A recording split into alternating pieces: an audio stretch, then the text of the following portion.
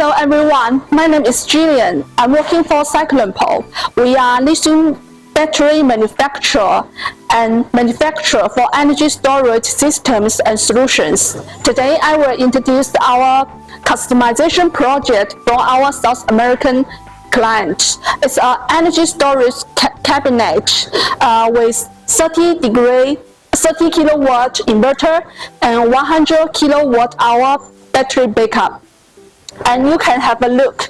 There are total 1, 2, 3, 4, 5, 6, 7 battery modules in this energy storage. And each battery module is 51.2 to 280 ampere hour. And there are total 7 battery modules in series connections. So in total 100 kilowatt hour. And here is the high voltage control box BMS system.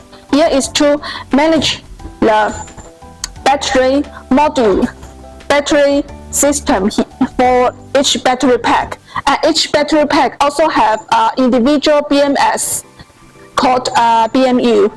And here is the 30 kilowatt inverter here. And here is AC input and AC output.